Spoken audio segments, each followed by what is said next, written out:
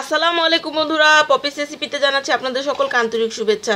আশা করছি আপনারা সকলে ভালো আছেন। আমি অনেক ভালো আছি, আলহামদুলিল্লাহ। বন্ধুরা, আজ আমি ঘরে থাকা 4টি সবজি দিয়ে তৈরি করে দেখাবো চাইনিজ ভেজিটেবল সবজিটা। দেখুন এখানে আমি কী কী নিয়েছি। এখানে আমি ফুলকপি নিয়ে নিয়েছি, এখানে আমি পাতাকপি নিয়ে নিয়েছি একটু বড় বড় করে কেটে, এখানে আমি কিছুটা গাজর নিয়ে নিয়েছি, আর এখানে আমি নিয়ে নিয়েছি পেঁপে। আর এখানে ইউজ করব বন্ধুরা আমি মুরগির বুকের মাংস।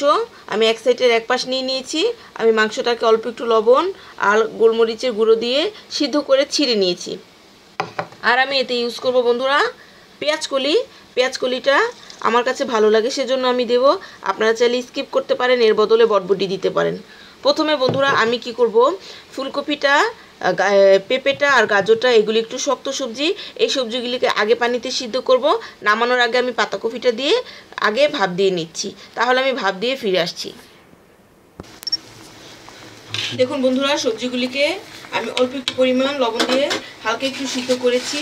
এখন লাস্টে আমি এতে দিয়ে দেবো বন্ধুরা পাতাকপিগুলি, আর দিয়ে দেবো বন্ধুরা পেঁয়াজ পাতা।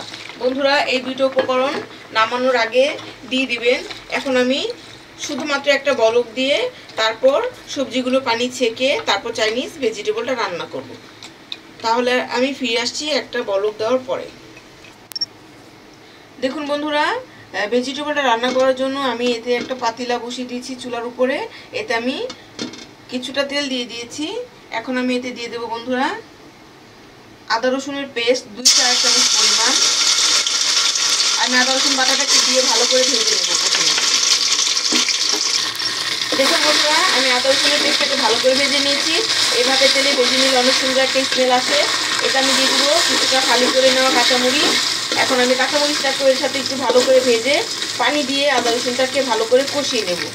তাহলে আমি কিছুক্ষণ ভেজে তারপর পানি দিয়ে কষিয়ে নেব। দেখুন বন্ধুরা, পাশের চুলায় আমার সবজিগুলি সিদ্ধ হয়ে গেছে। সবজিগুলি কিন্তু বন্ধুরা পুরোপুরি সিদ্ধ করবেন না, অল্প একটু যাতে কাঁচা কাঁচা ভাব থাকে, তাহলেই খেতে ভালো লাগে চাইনিজ সবজিটা। দেখুন আমি অল্প একটু কাঁচা কাঁচা রেখে দিয়েছি। এখন আমি পানিটা ঝরিয়ে নেব ভালো করে। দেখুন আদা রসুনটাকে আমি ভালো করে কষিয়ে নিয়েছি। এখন এটা আমি দিয়ে দেব কিছুটা পরিমাণে লবণ। লবণটা স্বাদ বুঝে দিবেন। আর আমি মাংসটাকে দিয়ে দেব। এখন আমি মাংসটাকেও ভালো করে কষিয়ে নেব।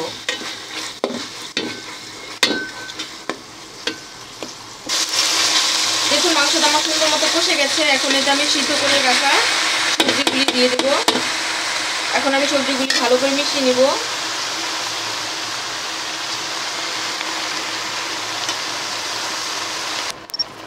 দেখুন বন্ধুরা, সবজির সাথে আমি মাংসটাকে ভালো করে মিশিয়ে নিয়েছি। এখন এতে আমি অ্যাড করে দেবো বন্ধুরা মুরগিটা যে সিদ্ধ করেছিলাম। মুরগি সিদ্ধ করার সময় যে পানিটা আমি দিয়েছিলাম স্টকটা, চিকেন স্টক, এই পানিটা আমি পুরো দিয়ে দেবো এতে। বন্ধুরা আপনারা এই পানিটা ফেলে দেবেন না, এই পানিটা এতে দিয়ে দিবেন। আর এতে আমি দিয়ে দেবো সয়া সস। বন্ধুরা সয়া সসের পরিমাণটা একটু বেশি দেব, কেননা আমার এখানে ভেজিটেবলটা কিন্তু অনেক বেশি।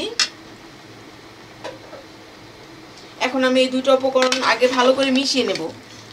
তাহলে আমি এই দুটো উপকরণ মিশিয়ে নিচ্ছি আগে। দেখুন বন্ধুরা, সবজিটা বলক চলে এসেছে।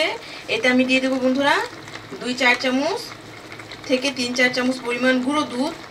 বন্ধুরা গুঁড়ো দুধটা দেওয়া হয় এই কারণে ভেজিটেবলের স্বাদটা দ্বিগুণ হয়ে যায়। আপনারা চেষ্টা করবেন অবশ্যই দেওয়ার। গুঁড়ো দুধটা ব্যবহার করলে খেতে অনেক ভালো লাগে ভেজিটেবলটা।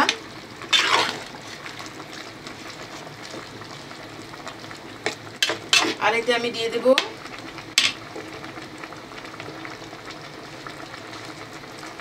কিছুটা টেস্টিং সল্ট। বন্ধুরা টেস্টিং সল্টটা তো অবশ্যই দিতে হবে, যেহেতু চাইনিজ সবজি। টেস্টিং সল্টটা না দিলে খেতে ভালো লাগবে না। আমি অল্প একটু পরিমাণ দিয়ে দিলাম। আর এতে অ্যাড করে দেব বন্ধুরা আমি এখানে 4 থেকে 5 চামচ পরিমাণ বার্লি নিয়ে নিয়েছি। বার্লিটাকে আমি ভালো করে পানি দিয়ে গুলিয়ে নিয়েছি। আপনার আবার দেওয়ার সময় ভালো করে চামচ দিয়ে গুলিয়ে নেবেন, কেননা এই বার্লিটা গুলিয়ে রেখে দিলে নিচে দলা পেকে যায়। এখন আমি বার্লিটা পুরো দিয়ে দেব।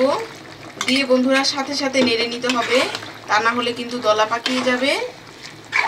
আমি তাহলে ভালো করে মিশিয়ে নিচ্ছি।